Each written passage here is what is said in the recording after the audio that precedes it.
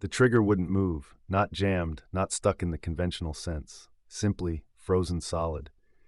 The metal had become one with the cold, a single dead mass of ice-locked steel in the hands of a Marine who needed it to fire, right now, immediately. Because 70 yards away, across a hillside buried in snow and darkness, Chinese soldiers were screaming and coming and not stopping. He tried again. Nothing. He looked at the man next to him, a sergeant, who raised his M1 Garand, worked the bolt once with a gloved fist and fired. Fired again. The deep, authoritative crack of the .30-06 round split the night. Again. Again. The 8-round en-bloc clip ejected with that unmistakable metallic ping, and the sergeant reloaded and kept shooting. The Marine with the frozen M2 Carbine picked up a rock.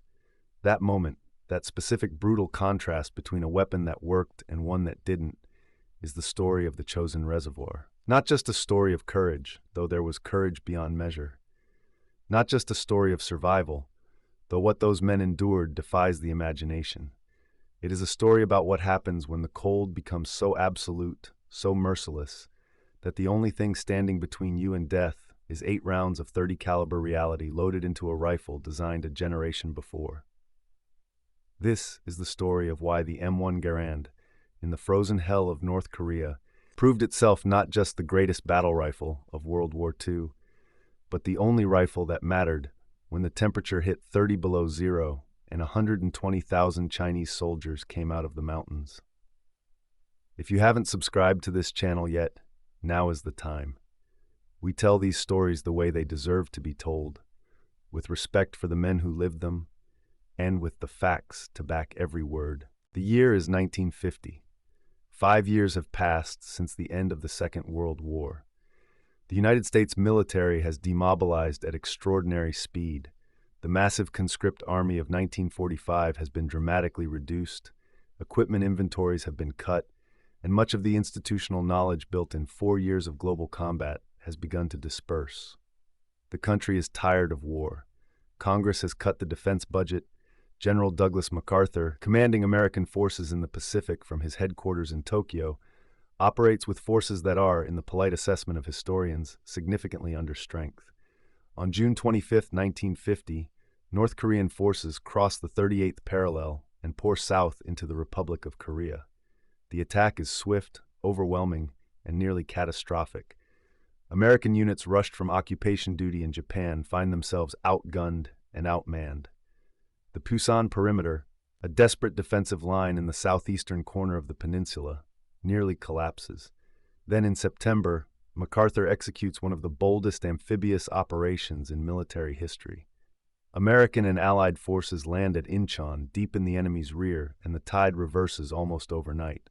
Seoul is liberated. North Korean armies are cut off, surrounded, and destroyed. By October, United Nations forces are driving north toward the Chinese border at the Yalu River. MacArthur believes the war is nearly over. He will later say he hoped to have the boys home by Christmas. He is wrong in a way that will cost thousands of lives. On the night of October 25, 1950, Chinese forces cross the Yalu in strength. At first, the contact is limited. Probing attacks, brief engagements, then sudden Chinese withdrawal. American commanders debate whether China has truly entered the war or whether these are mere volunteers. MacArthur, against the advice of his intelligence officers and the warnings coming from Washington, presses north. His forces advance on 2 axes, separated by mountain terrain so rugged it makes coordination nearly impossible. On the eastern axis, the X Corps, including the 1st Marine Division and elements of the Army's 7th Infantry Division, moves inland from the coast toward the Chosin Reservoir. It is November. The temperature is already dropping toward 0 Fahrenheit, and the Siberian winter has not yet begun in earnest. The 1st Marine Division is commanded by Major General Oliver P. Smith, a careful, methodical officer who distrusts the optimism coming from MacArthur's headquarters. Smith moves his division forward but insists on building up supply depots and maintaining the ability to withdraw. He is criticized by his superiors for moving too slowly. He does not move faster. He is right not to. While Smith positions his Marines, roughly 12,000 men, along the single road that winds up through mountain passes to the Chosin Plateau, approximately 120,000 soldiers of the Chinese People's Volunteer Army's 9th Army Group are moving into the mountains around them. At 2:30 in the morning on November 27, 1950, they attack. The Chinese assault is simultaneous across multiple positions. At Udumni, on the western shore of the reservoir, 2 full Chinese divisions hit the 5th and 7th Marine Regiments. At Hagaruri, at the base of the reservoir, another force strikes the headquarters element. At Kotori, further south, the road itself is cut. At the small outpost of Toktong Pass, a critical high ground position that controls the only road connecting Udumni to Hagaruri, Fox Company of the 2nd Battalion, 7th Marines faces an entire Chinese regiment. The Marines are surrounded, completely. The nearest friendly force capable of relieving them is miles away, and the road between them is held by the enemy, and the temperature, driven by a Siberian cold front moving down the Korean peninsula, drops to 30 degrees below 0 Fahrenheit.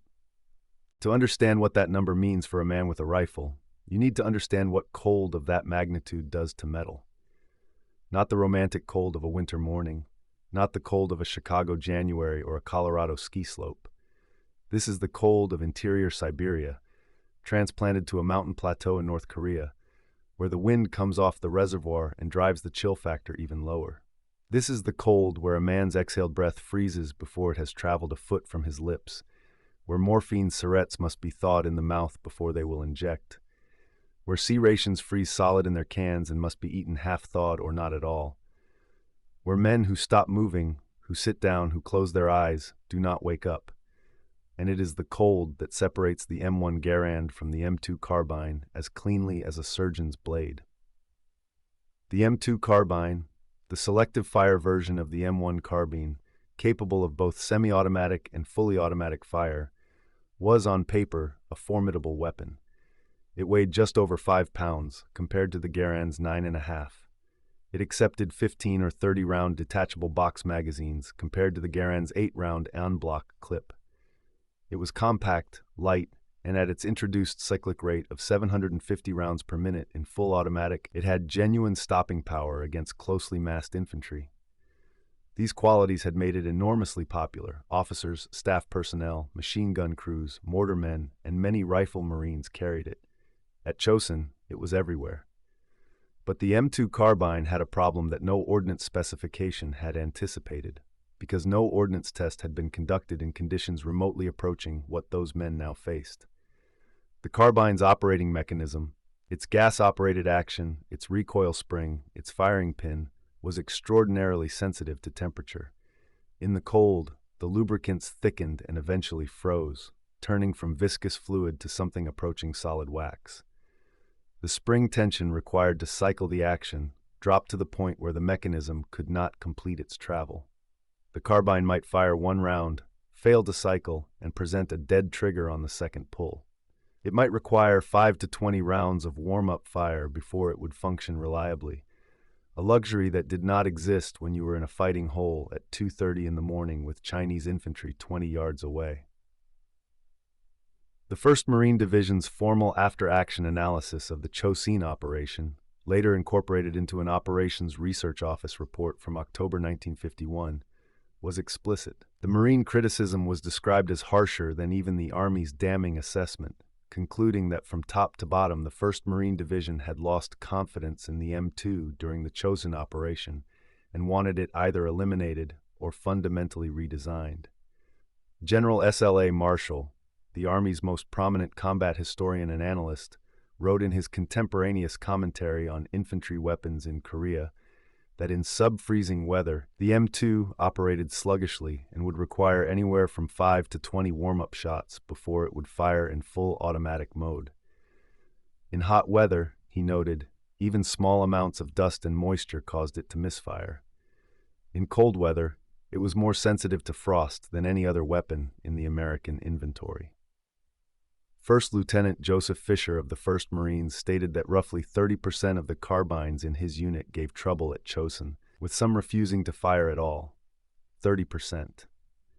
In the middle of a breakout through enemy-held mountain passes. One Marine assaultman, a man who operated the 3.5-inch rocket launcher and carried a carbine as his personal weapon, later said, without qualification, that his carbine was useless. He had come to that conclusion before Chosin, in earlier operations where the carbine had underperformed. But Chosin was the final verdict. He traded it for a Garand. Many men did. The M1 Garand was not, it must be said, without its own cold weather challenges. The standard lubricating oil in service, the issue lubricant the Army and Marine Corps had used since the 1930s, had a tendency to thicken in extreme cold, creating sluggish cycling in temperatures well below zero. The Marines learned this quickly, and the adaptation they made became one of the more remarkable pieces of improvised maintenance protocol in American military history. They wiped the rifles dry, no oil, no grease, operating dry, metal on metal, which under normal conditions would accelerate wear and increase the risk of malfunction.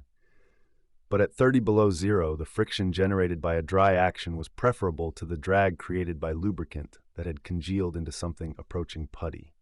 The Garand's gas-operated piston system, which diverts a portion of the propellant gas rearward to cycle the action, was robust enough to function under these conditions.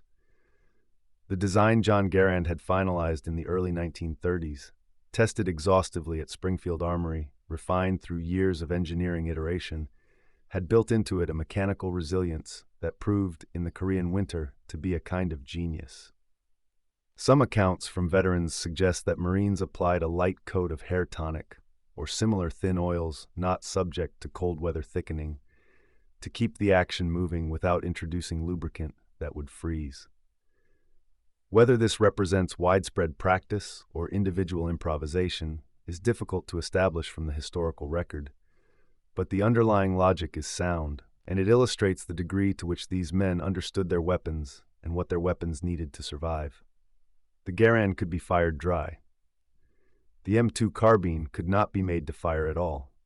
The 30-06 cartridge, 174 grains of projectile driven at over 2,700 feet per second by a large powder charge, also produced enough gas pressure to cycle the action reliably even as temperatures plummeted. The M2 Carbine's 30 carbine round, by contrast, was essentially an enlarged pistol cartridge, closer in energy to a .357 Magnum than to a full rifle round.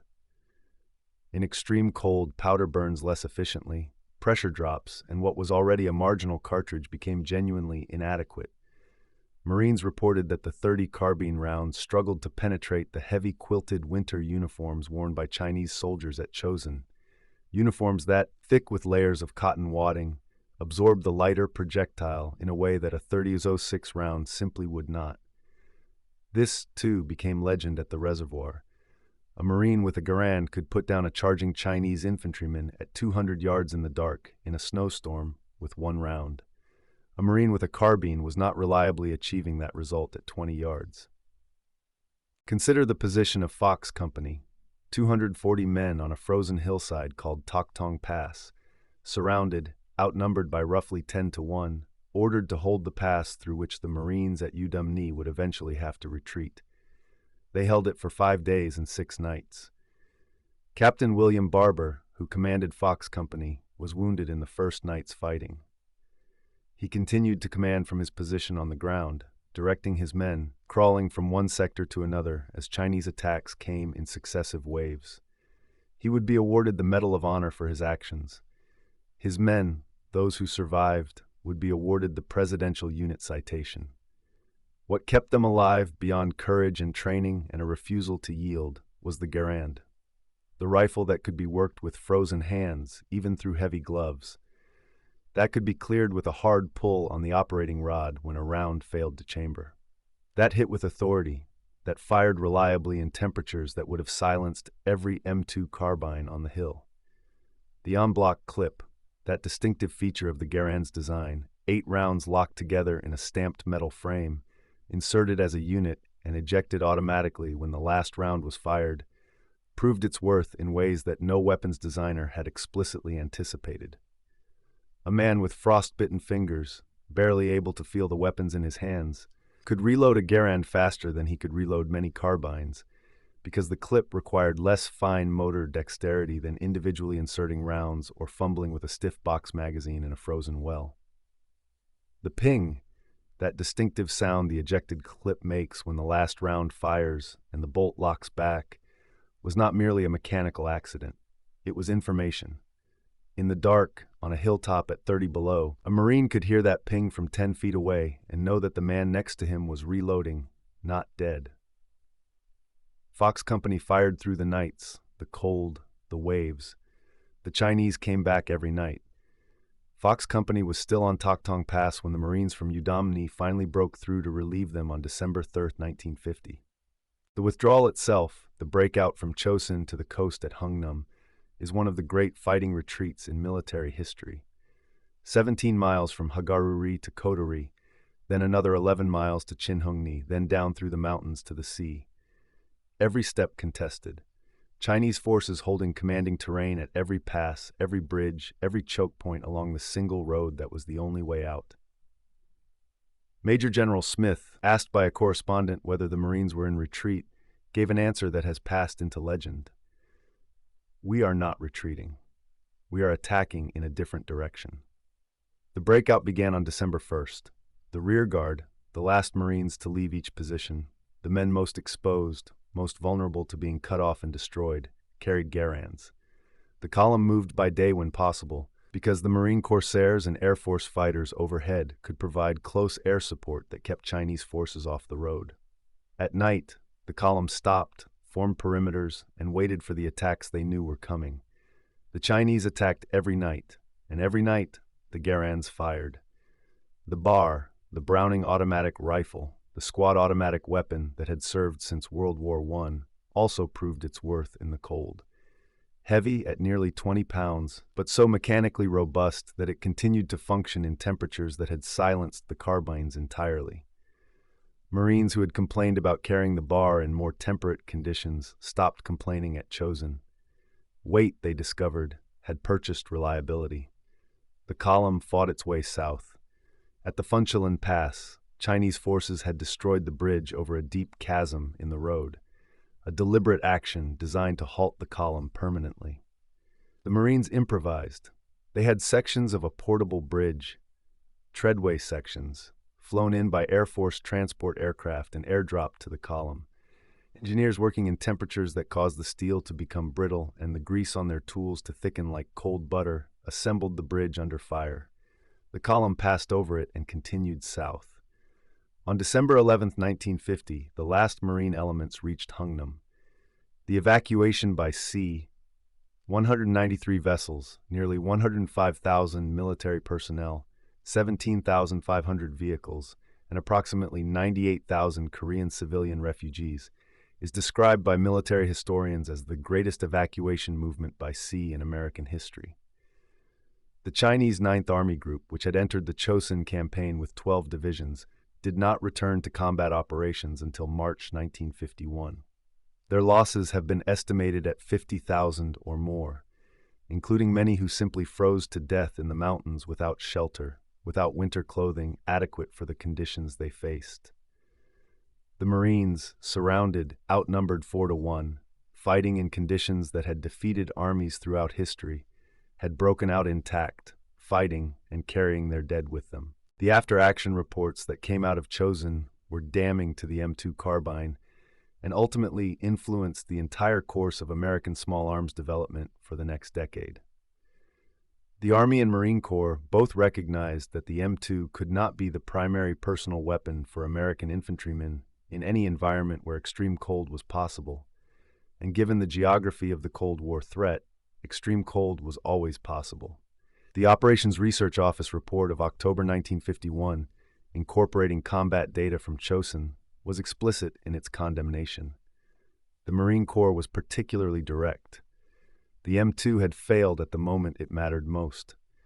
The confidence that troops must have in their weapons, the psychological as much as mechanical certainty that when you pull the trigger, something happens, had been destroyed. This experience fed directly into the requirements that eventually produced the M14, adopted in 1957, which replaced both the M1 Garand and the M2 Carbine as the standard American service rifle. The M14 was not without its own issues.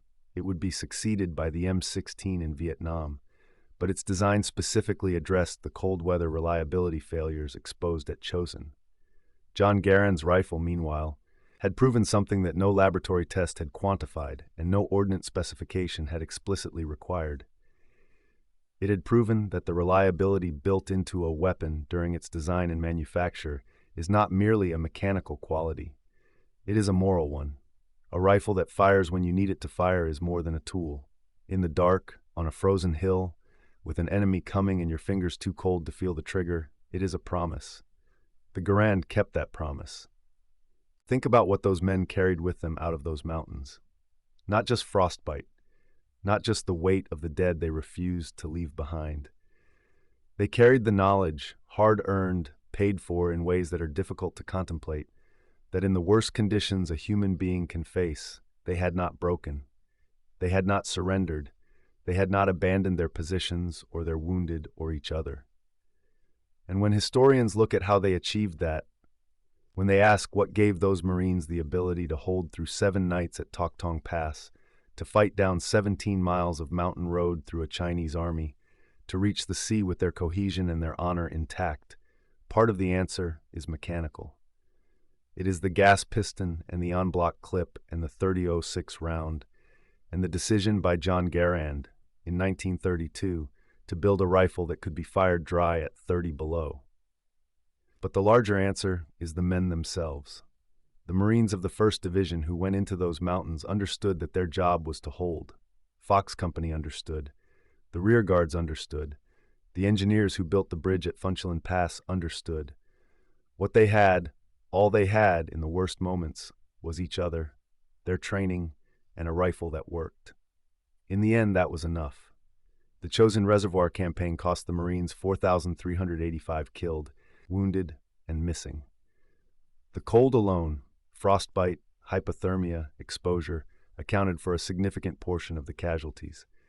The Chinese lost far more, and the 9th Army Group, Mao's elite shock force, was effectively destroyed as an offensive formation. It was a strategic reversal that the Chinese could not have anticipated when they moved those 12 divisions into the mountains. They had expected to destroy the 1st Marine Division. Instead, the 1st Marine Division fought its way out, boarded ships, and went south to fight again. And in the years since, the survivors of Chosin, the men who came to call themselves the Frozen Chosin, have spoken of those 17 days with a quality that is difficult to describe.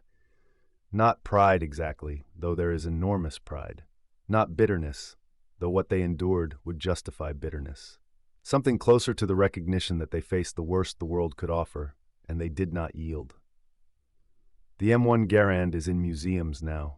Behind glass, in climate-controlled rooms, the operating rod and the gas piston and the en-bloc clip resting in their precise mechanical arrangement. A visitor can look at it and understand intellectually that it is an important weapon, one of the most significant small arms in American history. Patton called it the greatest battle implement ever devised. But to understand what it truly was, you have to imagine it in different hands. Frozen hands. Hands that can barely feel the trigger guard, that have to work the bolt with a fist because the fingers won't close properly. Hands belonging to a 19-year-old Marine on a hillside in North Korea, in the dark, at 30 below zero, with the enemy coming. He pulls the trigger. It fires. That is the story of the M1 Garand at Chosin Reservoir. That is what it means for a rifle to keep its promise. If this story moved you the way it moves me every time I research it, please subscribe to this channel. Like this video. Ring that notification bell so you never miss what we bring you next. These men deserve to be remembered. It is the least we can do.